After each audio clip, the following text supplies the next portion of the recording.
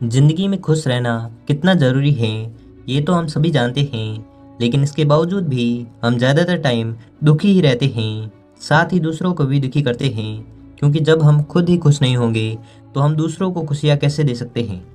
आज की ये मोटिवेशनल कहानी आपको खुश रहना और साथ ही दूसरों को भी खुश रखना सिखाएगी, इसलिए इस कहानी को अंत तक ज़रूर सुनें। बहुत समय पहले की बात है। नॉर्थ चाइना में 3 मॉन्क रहा करते थे। उनका नाम किसी को भी नहीं पता था, क्योंकि उन्होंने कभी भी अपने बारे में किसी को कुछ नहीं बताया। चीन में आज भी उन्हें बस 3 हंसते हुए मॉन्क के नाम से जाना जाता है। वे तीनों मॉन्क हमेशा एक साथ रहते थे और गांव-गांव घुमा करते थे। वो जिस भी गांव में जाते, वहां की बाजार के बीचों बीच खड़े होकर जोर जोर से हंसना शुरू कर देते। उनकी हंसी को देखकर लोगों का ध्यान उनकी तरफ खींचा चला जाता और धीरे धीरे उनके चारों तरफ एक बड़ी भीड़ इकट्ठा हो जाती। वे इतनी एकाग्रता व संपूर्णता के साथ हंसते कि उनकी हंसी को देखकर सारा गांव हंसने लग जाता, और जब वो पूरा गांव हंसी के समंदर में डूब जाता तो वे दूसरे गांव चले जाते। वे ना तो कुछ बोलते थे, ना ही कुछ उपदेश देते थे और ना ही कोई शिक्षा। वे जहाँ भी जाते अपनी हंसी से ऐसा माहौल बना देते थे कि लोग अपने सारे दुख दर्द भूलकर बस हंसने लग जाते। पूरे चाइना में उनके बारे में बातें होने लगी। जब भी उनसे उनका नाम पूछा जाता तो वह बस हंसते थे, और इसी वजह से उनका नाम 3 लाफिंग मॉन्क्स पड़ गया। वो मॉन्क इस तरह हंसते थे जैसे कि उन्होंने संसार की खुशी को या भगवान के मजाक को समझ लिया हो, और उन्होंने सिर्फ अपनी हंसी से पूरे चाइना में इतना आनंद फैलाया जितना आज से पहले कोई नहीं फैला पाया। पूरे चाइना में घूम घूम कर लोगों को हंसाते हुए समय के साथ वे तीनों मॉन्क बूढ़े हो गए, और एक रात जब वे एक गांव में ठहरे हुए थे तो उन तीनों में से एक मॉन्क की मौत हो गई। ये खबर सुनकर पूरा गांव दुखी हो गया। गांव वालों को लगा कि शायद आज के दिन वो 2 मॉन्क जरूर रोएंगे, और यही देखने के लिए हर कोई उनसे मिलने आया। जब सुबह हुई तो पूरा गांव इकट्ठा हुआ, लेकिन वो दोनों मॉन्क तीसरे मॉन्क की बॉडी के पास बैठकर जोर जोर से हंस रहे थे। ऐसी हंसी जैसी उन्होंने आज से पहले कभी न हंसी हो। गांव के कुछ लोगों ने उन्हें समझाने की कोशिश की कि यह आपका साथी था और इसकी मृत्यु पर आपको हंसना नहीं चाहिए। तब उस दिन पहली बार उन्होंने लोगों से बात की और कहा, हम हंस रहे हैं क्योंकि यह आदमी जीत गया है।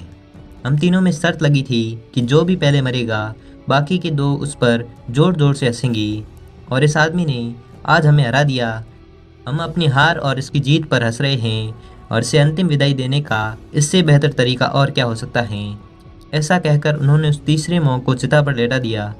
चीन में प्रथा थी कि जब भी किसी इंसान की मृत्यु हो जाती तो उसके पुराने कपड़े उतारकर उसे नए कपड़े पहना दिए जाते थे। लेकिन मरने से पहले उस मॉन्क ने अपने साथियों से कपड़े न बदलने के लिए कहा था। उस मॉन्क ने कहा था कि मुझे स्नान मत करवाना, क्योंकि मैं कभी अशुद्ध हुआ ही नहीं। मेरे जीवन में इतनी हंसी आई कि कोई अशुद्धता कभी जमा ही नहीं हो पाई।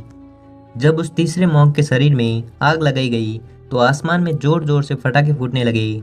उस मॉन्क ने अपने कपड़ों के अंदर बहुत सारे पटाखे छुपा के रखे थे।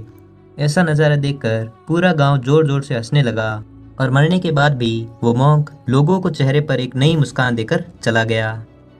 ये मोटिवेशन कहानी हमें सिखाती है कि ज़िंदगी में दुख तकलीफ़ें तो हमेशा रहती हैं, लेकिन जो चीज़ हमेशा साथ रहती है वो है हमारी खुशियाँ।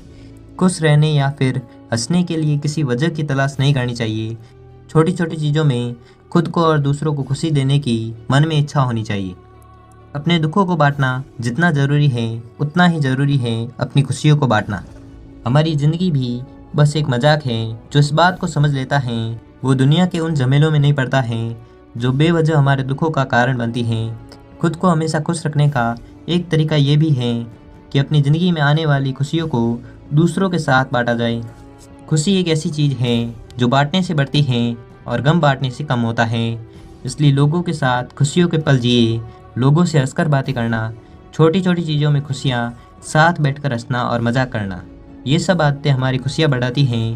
हंसना मुस्कुराना ये सब हमारी ज़िंदगी का एक अहम हिस्सा है, लेकिन हम अपनी खुशियाँ अक्सर अपने दुखों के बोझ के नीचे दबा लेते हैं, और जैसे जैसे ये बोझ बढ़ता जाता है हम हंसना और मुस्कुराना ही भूल जाते हैं। अपने गमों को भुलाकर ज़िंदगी को जीना सीखे, छोटी छोटी बातों से मुस्कुराना सीखे, क्योंकि ज़िंदगी खुशियों के सहारे अच्छी करती है, ना कि दुखों के सहारे। इसलिए दोस्तों, जिंदगी में सुख की तलाश करो, हंसो और खुशियाँ बांटो। दुख तो जिंदगी का हिस्सा है, वो तो ना चाहकर भी आएगा। तो दोस्तों, ये थी आज की हमारी कहानी। हमें उम्मीद है कि आपको ये कहानी पसंद आई होगी। अगर पसंद आई हो तो वीडियो को लाइक और चैनल को सब्सक्राइब करना ना भूलें। धन्यवाद।